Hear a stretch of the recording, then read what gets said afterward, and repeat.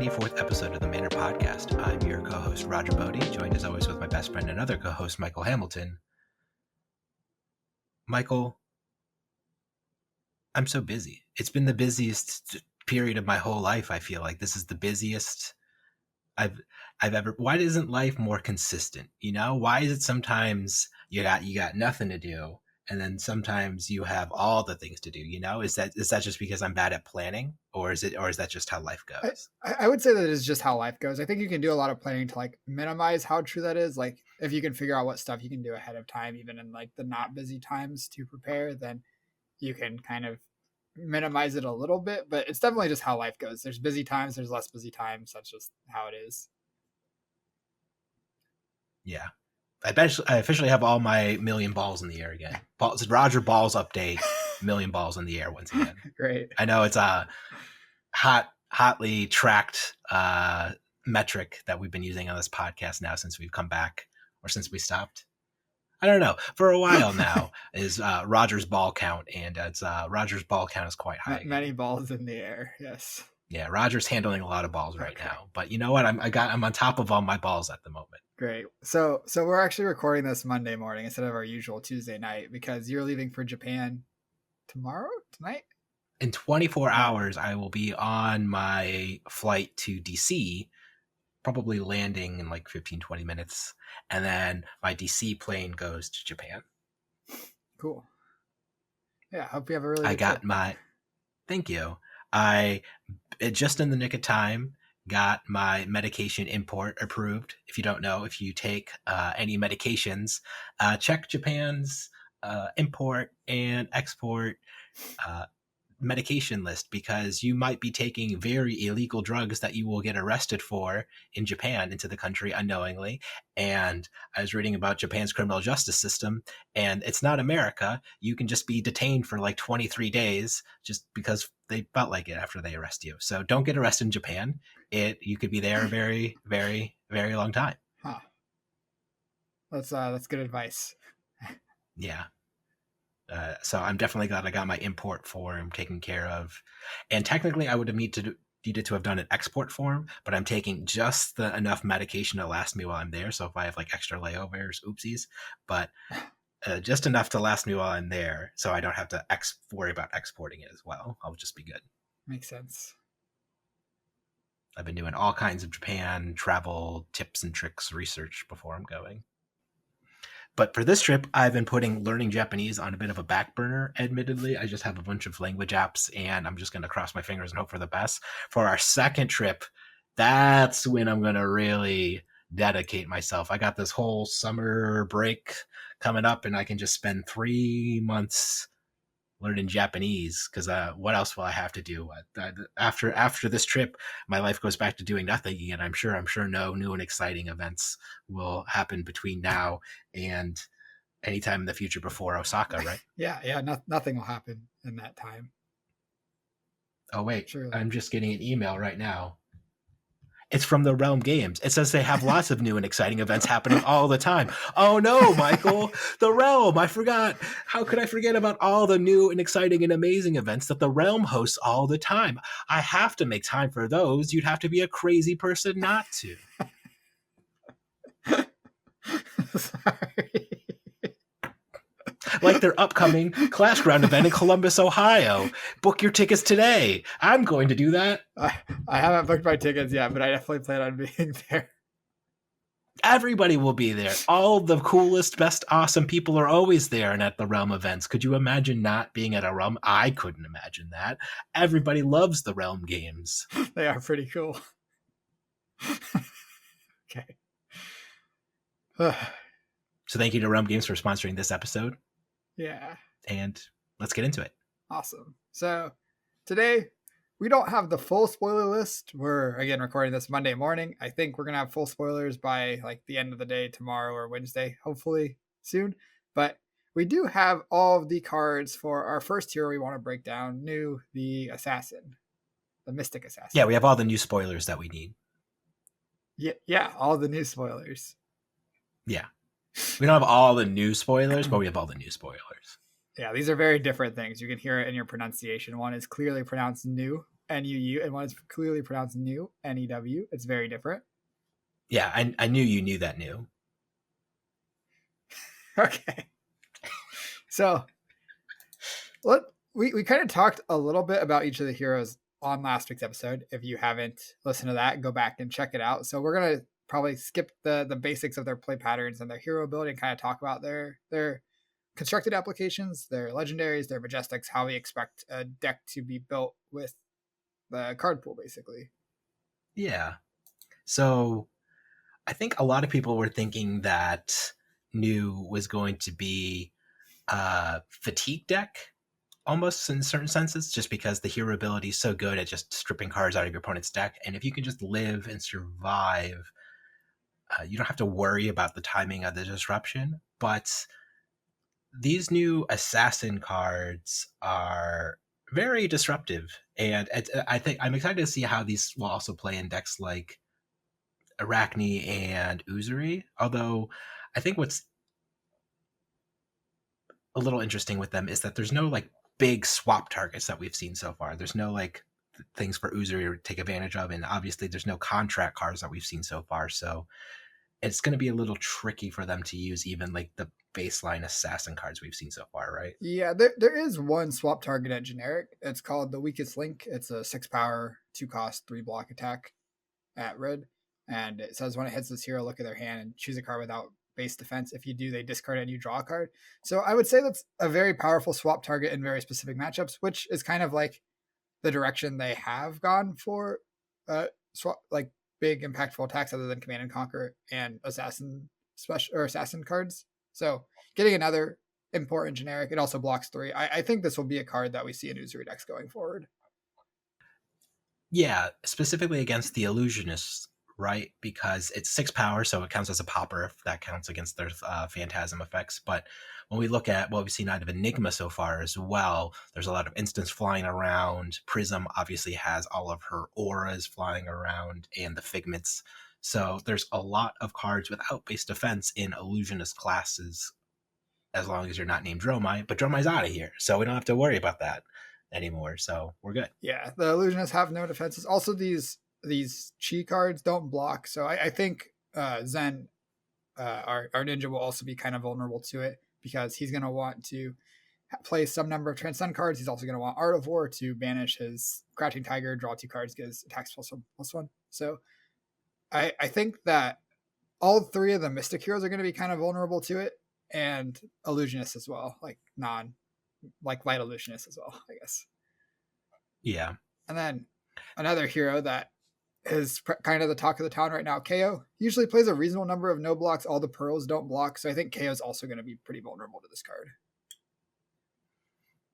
Yeah, it strikes me as a little high variance there because I don't know how often, like, there are a lot, but it's not more than like 9 usually, right? 9 to 12.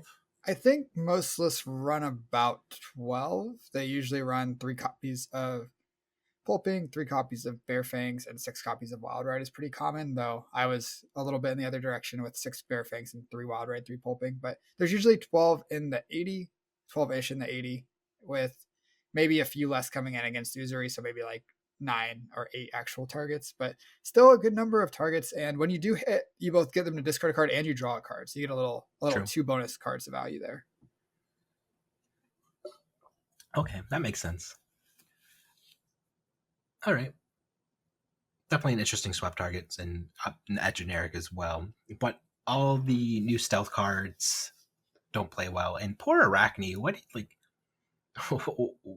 is it just that they've shifted away from contract support specifically, or do you think it's just not the time and place for that right now? It's interesting because the majestic contract cards are all very good, especially right. Leave No Witness and Surgical Extraction are both like 3 of in every assassin deck, is not assuming that assassin deck is playing that color of cards. I guess you could play like a mono red assassin deck that wouldn't play Surgical Extraction, but basically almost every assassin deck starts with 3 surgical, 3 Leave No Witness, and it's kind of a weird spot they've painted themselves into where these 2 new assassins rely on stealth cards. Stealth doesn't actually do anything by itself, so if you like it's hard to make use of the stealth cards in Arachne, who doesn't get any benefit from playing stealth cards because stealth doesn't mean anything by itself. It's just like a keyword that means your buffs that care about stealth work on it. So yeah, I think they've just kind of moved away from that direction. It wouldn't surprise me if we go back at some point, but these current assassins don't really give a lot to their card pools. Don't have a lot of overlap with Arachne. Yeah. Would it be crazy to just not play Leave No Witnesses in new? Short answer, yes. You should play Leave No Witnesses in your new deck. It Even though it's not a stealth card, so you don't get news ability on it. News ability isn't that important, and just a 0-for-4 block 3 that has so much upside of CNCing their arsenal or banishing their arsenal even better. And a top card of their deck could also be relevant for your new getting the potentially hitting a blue there. I think you should just play 3 Leave No Witnesses. Oh, and this hero still gets Codex of free. Oh my goodness. Yeah, it is one of the best Codex targets. It also, a lot of your attack reactions don't care about stealth specifically. They just say attack, assassin, or mystic attack action. So like you can use hiss or venomous bite on your Leave No Witnesses. You can give it go again with slither tokens, so your opponent doesn't know if they need to overblock this because it's gonna get buffed, or if you're just gonna give it go again with a slither. Yeah, and to that end, I guess it makes sense to play Leave No Witnesses, but this will be built very differently than Uzuri in the sense that I imagine this being a very, I guess, parasitic. That has a negative connotation, but I don't mean it that way in this sense, where the cards are just going to be very much caring about either being very specifically mystic or assassin. I don't see a lot of room for generics like Command and Conquer or Pummels or just kind of that generic disruptive package that Uzuri's been kind of leaning on in order to round out her card suite. I don't see a lot of those cards making it into this deck. Yeah, I would be shocked if Pummel was a mainstay in new, mostly because a lot of your attacks aren't going to cost 3. The best stealth cards all cost 0. I think all the stealth cards actually cost 0. I'm not sure if we've seen any that cost any more than 0. So just having the quantity of big attacks you need for Pummel seems really hard. And then, like you were saying, you really want your attacks to be Assassin and Mystic to work with your attack reactions, and that just means there's less room for generic 2 costs for pummeling as well. So I can see Command & Conquer being good enough that it makes it in the deck anyway. It's probably one of the best poppers you have access to if you want poppers, and it's just a really powerful generic. But I think you're right. I don't think we'll see that many generic attacks in new. Yeah. And as far as the weapon, I know we were not high on it last week. Do these new 1-cost majestic blue attacks kind of sway you on them? So I guess to go over them, there's specifically Bonds of Agony, which is a blue 3-block majestic with stealth. And if you played or activated 3 or more attack reactions, so kind of a high cost there, this attack gets +3 power. And when it hits a hero, look at their hands, choose a card, and search their hand, deck, and graveyard, and banish up to 3 cards with the same name as the chosen cards they shuffle. So very powerful on hit there. We can talk about in a second. The second one being Persuasive Prognosis, which is a stealth card, same thing, blue, 3-block, 1 power. And when this hits a hero, banish the top card of their deck, look at their hand, and banish a card with the same color as the banished card. And whenever this banishes an action card, gain 1 life. Yeah, I think those 2 cards in combination with Justinic, which is the assassin attack reaction, that's a red that costs 0 and says choose one or both. Target attack action with cost 1 or less base power gets +5 as a 0 cost, then this is a 0 cost reaction. Or target attack with stealth gets 1 that hits the hero, banish top card of the deck. That part doesn't matter as much, but banishing cards from your opponent's deck is good for fatiguing and good for turning on your new ability. I don't think that's going to be your main game plan, but it wouldn't surprise me if a lot of your games, your opponent's just like trying to block a bunch and then you just end up fatiguing them because they run out of cards. And I think that's just going to be part of New's play pattern is she has a lot of disruption. She's not going to present a ton of damage, but if you disrupt them every turn until they run out of cards, eventually you're going to win. But I do think with these cards, the dagger gets quite a bit better. The biggest issue was if you're spending 2 to attack with this thing, if it hits, it gets plus your next blue attack getting +1 and go again. That just makes your blue essentially on rate, where your blue is now worth 1 card for 3 points of value after this hit, and your dagger was 2/3 of a card for 1 point of value. That's below rate. But because we're getting these blues that are just doing things that are significantly above rate, basically, if you turn on Bonds of Bonds of Agony, then it's a 0 for 4 with huge upside. And if you turn on, or if you hit with Pervasive Prognosis, you're getting to take a card from your opponent's hand, basically, which is roughly 3 points of value, which makes it on rate as well. And then Just a Nick, giving +5 to a blue card, basically turning a blue into a red and giving it +3. These 3 cards in combination make the dagger look quite a bit better. And I think you're going to be attacking with blues a lot more often in new than maybe most heroes would in the past, just because of how strong some of our blues are and how well they are supported. Yeah, this kit looks really strong to me, just in conjunction with all of the old blue on hit plague tokens. So you still have access to all of those. And the quality of blues in this deck seems actually really high now, which is obviously a great place for any deck to be at, as we've seen in the past. If you have a lot of blues and you can do things consistently and have a lot of blocking cards, it just is a recipe for winning. And I think so far her kit is checking all those boxes for me. I guess what'll be interesting is figuring out how many like power cards you then have room for. Like you said, Just a Nick, you also have all these extremely powerful mystic attack reactions like Tide Chakra, Hiss, Gorgon's Gaze, Siren's Call. Like there's a lot of cards to put in this list on top of the old stealth buff attacks. And I'm glad I have the old assassin cards up in front of me. You still have the cards like Spike with Blood Rot, but there's the old assassin attack reaction cycle that gives all the tokens to cards with stealth that cost 1. And those are all really powerful in the right matchups as well. So there's definitely a lot going on here. Yeah, and you can also play the 0 cost reaction that gives +3 to any stealth card at red. That one's probably pretty good too. And then even Razor Reflex, I think, is looking okay, where you're having lots of these 0 cost attacks and you kind of want to string multiple together. Like you can only play so many copies of Hiss. Having another way to give Go again could be wanted too. So we'll see. I don't know exactly what the deck's going to look like, but I think New has a pretty strong toolkit for her to build from. Yeah.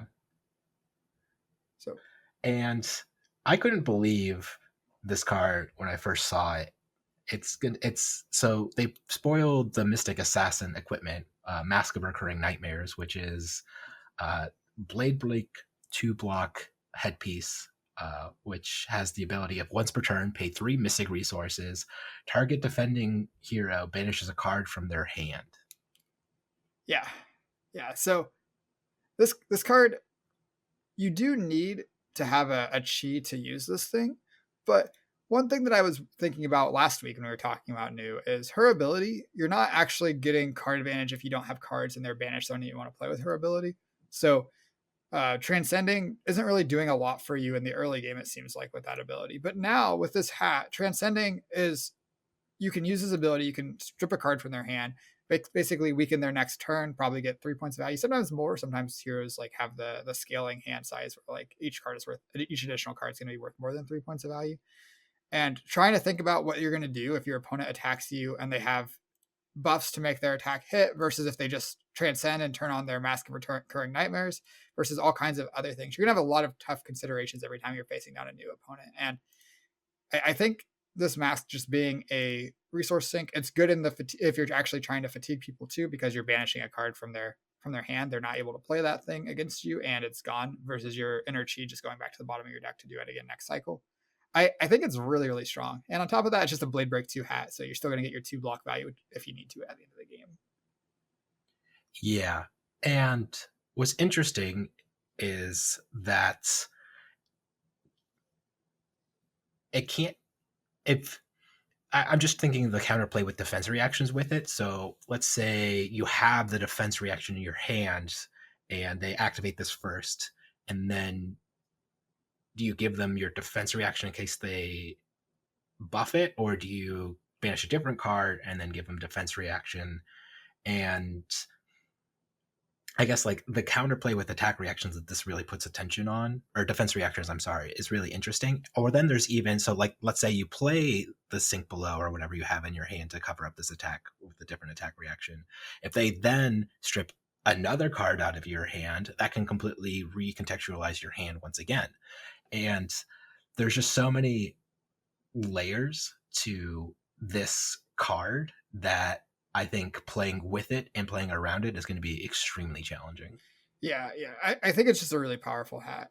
If we look at another very similar card, Coronet Peak costed your action point to do it. You didn't have to use a chi resource to do it. It was just pay 3 resources as an action, and your opponent discards a card or pays 1 resource. But Coronet Peak was quite strong in a lot of spots. It was really nice to have that like use for your extra blues.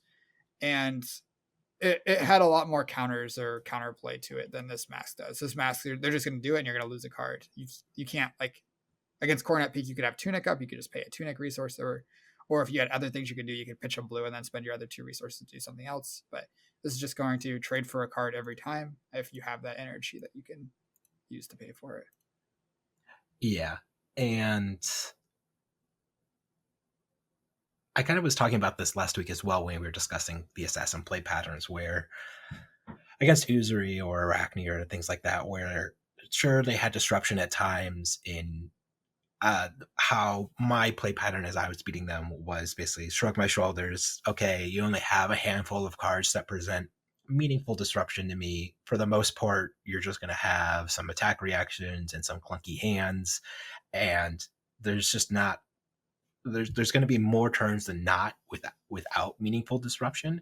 And this hat basically says for the rest of the game, as long as you're managing to get like these chi resources, everything is impactful. Every single thing is taking cards and stripping resources away from you, and kind of like making it so that your hands are just way harder to get that value you need out of them in order to match what is still usually slightly below rates that come on these assassin cards. Yeah, 0 for 3 costing an action point is 1 point below rate, basically. So yeah, usually assassins are below rate. This hat means that they're going to be able to disrupt you a lot more often than normally they would normally be able to in a meaningful way. Just like stripping a card is always meaningful disruption. Yeah. So what about like the mystic assassin cards?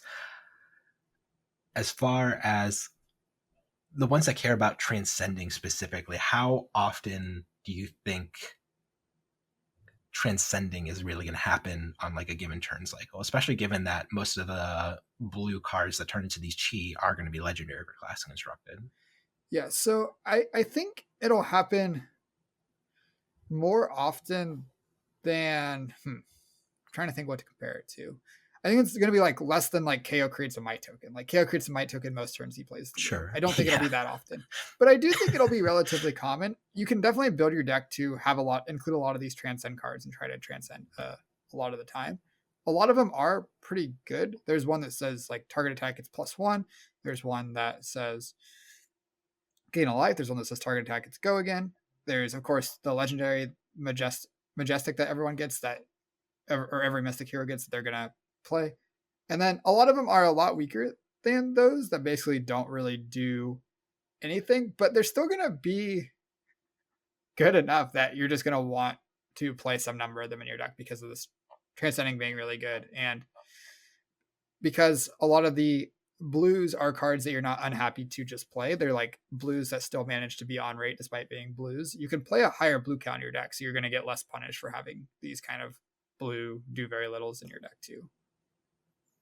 Yeah, even a card like Stir the Pot gets a lot more interesting now with the headpiece, because we were talking about as far as ninjas being able to use their ability to kind of shuffle their deck since they're tutoring a lot, and then that shuffles in the chi cards in order to keep activating the ability, and it kind of helps them get through their chi faster than having to wait for a hero to get all the way through first cycle. And at first glance, Stir the Pot is just like, yeah, why would I ever put this effect in my deck? But now that we have an extremely powerful payoff for these chi resources, getting to them faster is going to be pretty important, or seeing them more consistently. And just shuffling your deck could actually wind up being pretty impactful. Yeah, I agree. I think the only downside that I would say these transcend cards have is they're all instants and not attack reactions. And because so many of the assassin cards care about the number of attack reactions you use on the chain link, that does make them a little bit weaker. But jumping back to the hat does count as an attack reaction. It's a once per turn attack reaction. So if you play one of these, you transcend it, and then you use the hat, you're still getting your one attack reaction count for these cards. Yeah, and there's other pieces of assassin equipment that have the attack reactions on them. Usually they are really only getting pretty good value if you're getting that silver generation to buy them back, things like Black Tech Whispers. But I don't imagine this deck generating a lot of silver. It just seems like a step too far. So it'll be interesting if you care about having the extra ease of having those like attack reactions on hand, as opposed to having like more impactful, like maybe generic equipment or something like that. Yeah, and speaking of Black Tech Whispers, we actually got a common equipment that I think will compete with Black Tech Whispers for a slot in new. We got Undertow Stilettos. It's a common Mystic Assassin equipment legs. It blocks one, it has Battle Worn, and then it says attack reaction. For one resource, you destroy this and create a slither in your hand. So this kind of pairs really nicely with Double Trouble, which is another attack that we haven't talked about, where it's basically at red, it's 3 damage, and if you played 2 or more attack reactions, it gets +2 attack, and when this hits your hero, banish the top 2 cards of their deck. And then we also have the blue one that needs 3 or more attack reactions, Bonds of Agony. Just getting that attack reaction count up matters a lot for these cards, and Undertow Stilettos counts as 2 attack reactions if you want. You can kind of split it up over 2 turns where you use 1 turn to just get your attack reaction count and just arsenal the Slither for next turn, and then next turn you use the Slither to be an attack reaction and a go again source. I think these shoes might compete with the, oh gosh, what's the other ones called? The ones that you can buy back? Black Tech Whispers? Might compete with the Black Tech Whispers. I could see that. Not being reliant on your attack hitting, and you still get Battle Worn out of your shoes, and you have to spend a resource on these, which is definitely a downside, but the number of attack reactions mattering so much in this deck, it could make it worth it. Okay. What do you think the weaknesses of this deck is going to be then? Like what holes are shaping up in New's game plan that you can identify? Like let's say New comes out, it's tier 1, you know every single opponent in this tournament you're about to play in is playing New. Where would you look to start maybe pivoting to like counter this deck? That's a good question. I think one thing that stands out to me is Prism is probably going to be a pretty tough matchup. The New isn't going to want to play any 7s naturally, so it's going to be kind of hard to block out Prism's big heralds. I think specifically as well, it's kind of hard to efficiently clear Spectra in this deck because it's kind of expensive to get go again on your attacks. You have to have, I guess you have to have the Slither, and then you can just attack with a dagger. Maybe that won't be too bad. But yeah, assuming that there's not like spectral shields or angels or like that floating around to help absorb the things. And Phantasmal Footsteps does a really good job of backing Mistblade. Yeah. I think Warriors could also be kind of tough for like the thing you just said about Phantasmal Footsteps being very good against Beckoning Mistblade. Valiant Dynamo is extremely good against Beckoning Mistblade. It doesn't have Pierce like the other daggers. Valiant Dynamo just blocking for 1. Warriors' hands are not always redundant because you kind of need a go again and a blue. So if New's able to strip one of those away from you, but a lot of this hand disruption, you're not choosing the specific card to strip, or there's like restrictions on what card you could take away.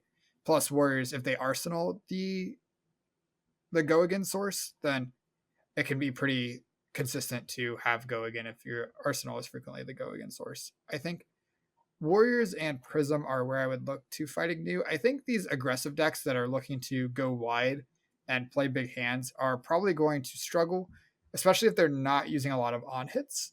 I think on hits could be another good way to attack New. She doesn't have great blocking equipment right now. She has the hat that blocks 2, but it's Blade Break. She doesn't really want to block with it. Her shoes are probably going to be a 1 block Battle Worn, but Assassins traditionally haven't had good blocking equipment. The gloves, Flick Knives is my assumption for what we'll play, just is Blade Break. Or the new legendary equipment. Or yeah, the new legendary, the legendary equipment that blocks 1 with Blade Break, and if the attack has been pumped, it'll all attacks get -1 this combat chain.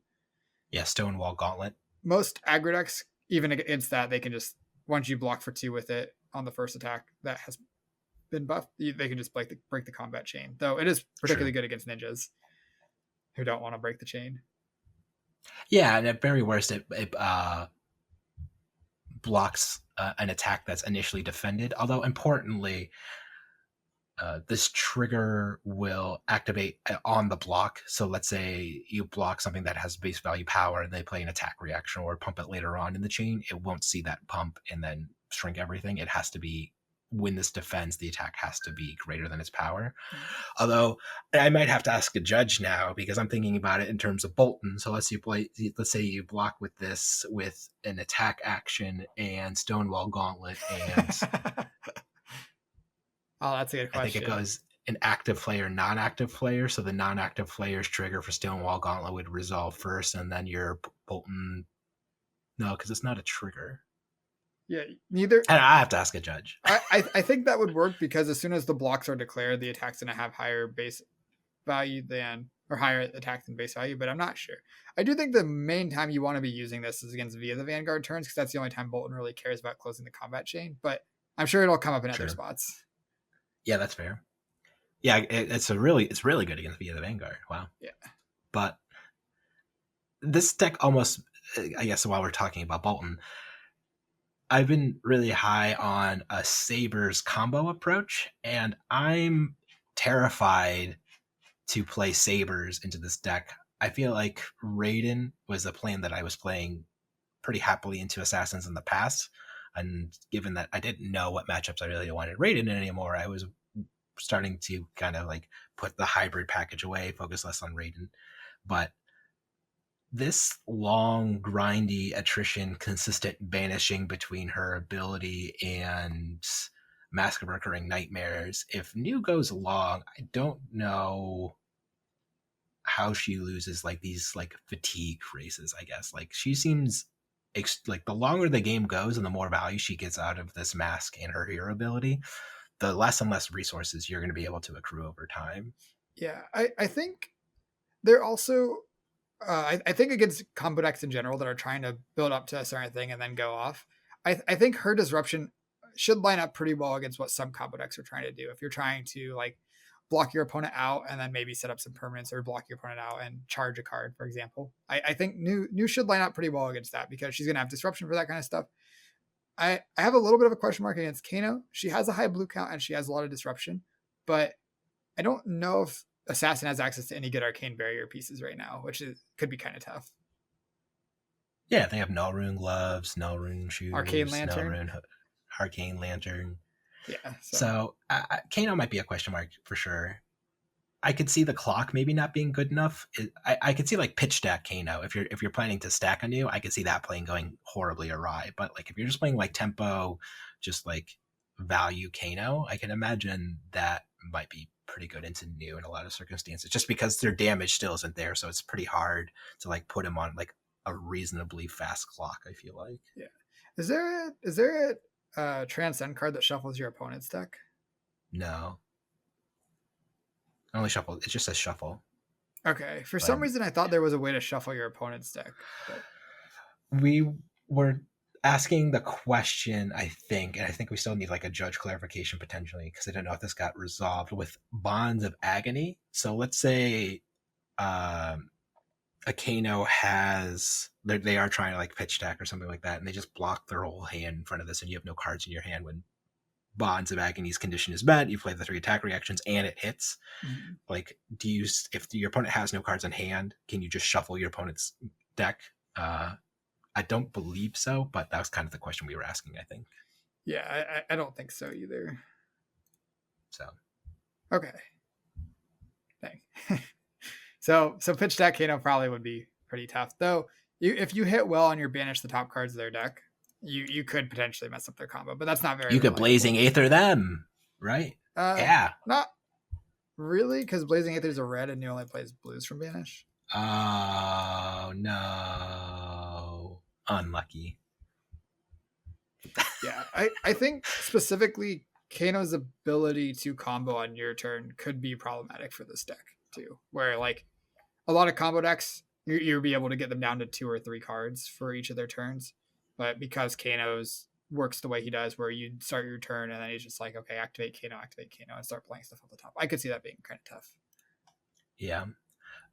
Additionally, I could see decks that kind of have a lot of like hyper fast aggressive decks. Like I'm going to be very interested to see how the new KO matchup goes, because if she's not able to play longer games to get value out of these chi abilities and kind of set up and like gather the resources that she needs and kind of like this long grindy game plan of stealing your opponent's resources and setting up and playing with these reactions, like this turnover turn value. I don't know how she's just gonna like survive as against like super fast, hyper aggressive early game aggression that KO and potentially even like Fi and or Katsu can present, because you're like we were talking about, you're going to have some number of no blocks in your deck because you're going to play some of the legendary Transcend cards. The rest of the deck does block well, but if you're using your cards to block, then you aren't obviously using them to disrupt your opponent, and that's kind of a like the disruption she has to present has to be meaningful enough that she can kind of put these aggro decks on at least enough of a slowdown that she can kind of like stall out. But I don't know at the moment how exactly that's going to work out. Yeah, I think her last kind of vulnerability is she has this ability, your attacks with stealth get when this chain link resolves, banish all action cards defending this. If there's heroes that have a lot of cards that are not actions they are happy to block with, that kind of makes this part of the ability a lot weaker. I talked about warriors potentially being tough before. Warriors are well known for having a lot of 3-block attack reactions, having a decent number of defense reactions as well. That makes this part of her ability a lot weaker and could potentially be problematic. So I think there's a lot of questions about where New will end up, what her matchup spread will be like, but the hero is very, very cool, and I'm very excited to start working on her. Yeah, I think I tweeted out, I think it was yesterday, that LSS clearly heard the feedback of Fab being powered down, and they're like, "Oh yeah, hold my beer," or they took that personally, and they just this set looks like the most powerful set we've seen in a long time, and I'm happy with it. It looks sweet. I like powerful things. I like talents. It's like everything I was asking for. So awesome. Yeah, talents are back. That's pretty cool. And they're never going away again. And every set for the rest of the time, Akira going is going to have talent again, and everybody's going to be happy. uh, well, we'll see. We'll see. I'm not sure, but some of her talent cards are really, really cool. So I don't know. I guess okay. One question, changing the subject. How viable do you think New is going to be? Like, if you had to put her on a tier list now, where would you slap her down? I would slap her down maybe 1 to 2 slots ahead of Uzuri, I guess. Just at a baseline, I think she seems more powerful than Uzuri, and I think Uzuri was like fine. I think I put like Uzuri in like C tier maybe at the moment, somewhere around there. But maybe I'd place her maybe around B tier. But I am gonna wait. I'll put an asterisk on that just because we don't have the full set out yet, so things could still change, and I think we're still figuring out where exactly we are in a post-Dromai world. Like Kano just won the calling over in Warsaw this weekend, so lots of crazy things are happening all over the world. Apparently nobody plays Arcane Barrier in Warsaw, so why didn't they just play Arcane Barrier? Kano's goes away. That's not how that works. Yeah, I think I would agree. I don't think she's going to be one of the best heroes in the game, though. I think it would be pretty cool if she was one of the best, like Icelander level of power. I would be a big fan of that blue base control decks. But I think she is probably going to be in the upper half of heroes. I think she is doing a lot of powerful things. I think there's some heroes that are really going to have a tough time not just getting shut out by all of her interaction disruption. And I think she's pretty good on rate as well as being very disruptive, and I think that's a good recipe. Yeah, and at the end of the day, man, Codex Frailty. Strong card. she gets access to Codex Frailty. So, and all the other codexes as well, if that's something that she's interested in. So I guess we'll see. Yeah. One last card we didn't talk about that got spoiled between this week and last week. This Levels of Enlightenment blue. This card is so good. It's a 1-cost blue Mystic action attack. When this attacks, choose one for each blue card you pitch this turn. You can, it's the same modes as E-Strike. You can choose draw a card, you can choose this gets +2, and you can choose go again. But if you've pitched 2 blues this turn, you get 2 of these effects. But even just getting 1 of these effects, if you just pitched a blue, let's say you pitched a blue, did something that like you like Zealous Belting or something. I don't know. Just completely random, hypothetical, because I don't know if there's a Mystic here that plays Zealous Belting. But anyway, it's at worst kind of a critical strike where you can choose to get +2 and make it a 1 for 5. But at blue. At blue. And it also has these options for draw a card and go again. And if you've pitched 2 blues this turn, you get to choose 2 of them. So you can do just a blue critical strike that draws a card if you got 2 blues in your pitch zone. That's crazy.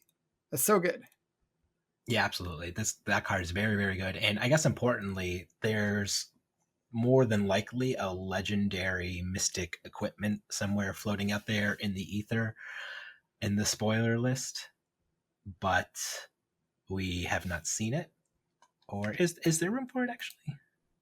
Yeah, there's 65, and then so far we have Mystic cards starting at 67. So there is a slot at 66 still available for that legendary Mystic equipment piece whenever it pops up. Mm-hmm. Maybe it'll pop up right now. Refresh, nothing. Dang. Unlucky. But yeah, I think this Levels of Enlightenment, I think it's going to be a 3 of in probably every Mystic hero. It's so strong. And a pretty big reason to play a Mystic hero over their non-Mystic counterparts is you just get access to these extra good Mystic cards. Yeah. Sitting down for deck building, I hate being in a spot when I sit down for deck building and I'm like, okay, cool. This card is sick. I want to play this card, and then I want to play this card, and I want to play this card. And I get to all the cards I want and excited to play, and then I get to like 30 cards, and I'm like, oh.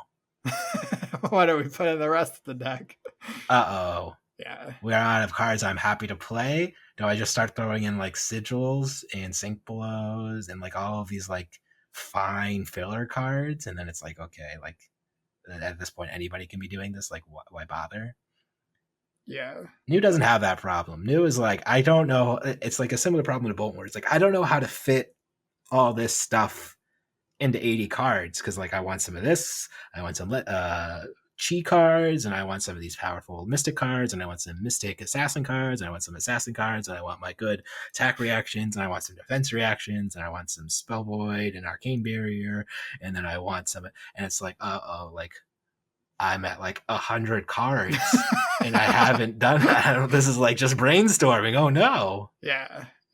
And for what it's worth, I don't think starting your deck with 100 cards is a bad place to be. You just have 100 cards that you like, and you just cut down to 60 and try different 60. Oh yeah, for sure. That's like the dream where I want to be. when you're trying to put your deck together and you're like, you get to, like you said, 30 cards, and you're like, oh, what is the next card I can even put in this deck that's not horrible? That's a rough spot to be in. That's when I usually just scrap it and go to a new hero. Yeah, and then like as we've been talking about, there's so many things to balance. Or like, what's your blue count? Should you be playing 30 blues? Should you be playing in the 20s? Should you be trying to maximize specifically around chi and getting the most you can out of the new powerful headpiece? Or should it just be like an extra upside and just kind of sticking more to a more traditional assassin game plan? Or is that matchup dependent? Like, a lot of questions. I'm glad this hero so far looks really sweet and interesting. And I think it's like the perfect way to iterate on the assassin class. Like this is really cool. Yeah.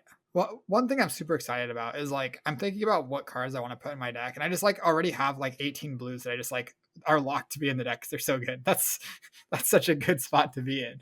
Just starting at a good blue base is. Mm-hmm. And then when your blues are good, you get to play more blues because then when you draw extra blues, you can just play one of the good blues, and it's great. And if you don't draw extra blues or resources, but you're just less likely to have blue issues if you get to play good blues in your deck. Yeah. Or you can play Bolton, and then you could have no yellow issues. You have all the yellows you could ever want. That's a good place to be, right? I don't think anyone wants I shouldn't say I don't think anyone wants that, but I personally, I love blues. I don't want a yellow resource-based deck. Fair. I don't want to pitch a card for 2. That's only 2/3 the value you get for pitching a blue card. Yeah. You are going to play some yellow cards in here. We're playing Gorgon's Gaze. That's the Mystic attack reaction that like we've been talking about. Yeah. It's going to be 3 Codex of Frailty to start. Yeah, 3 Codex. Maybe Gorgon's Gaze. There's also that old, I don't know how many contract cards, but we were talking about like the old, powerful, majestic Yeah. ones. The Eradicate, the one that banishes the top X cards out of a hero's deck when it hits. That card's very powerful. Yeah, I could see that card being good enough. I'm not Yeah, positive it is, but I could definitely see it. you still have shreds. You like there's a lot. There's a lot. Mhm. If you're worried about Prism and these auras and stuff like that, you can even throw in some copies of Malign, which is the stealth attack. The damage can't be prevented, and then boom, buff that up, wipe out all of Enigma's ward and all of the angels all in one attack reaction. Seems pretty good. Yeah, we kind of got a new malign as well. This pick to pieces card, it's stealth. It says if you've played or activated an attack reaction, this chain link, it gets +1, and damage that would be dealt by this can't be prevented. So if you give it a reaction, it's +1 from malign, but if you don't react on it, then it doesn't have the damage can't be prevented text. So I don't know which one's better, but another option. Yeah. So I'm gonna wrap up this podcast and keep building more new decks. Do you have anything else before I get to more deck building here? more new decks, huh? Yeah, more. I got to build some new decks, and then I gotta throw another ball in the air, Michael. Throw one more ball. We got one new ball up in the air with all my other balls plus one Roger ball count by the end of this episode. All right, I think I'm good. I'm ready to wrap it up. Okay. Well, the next time you're brewing new decks, always remember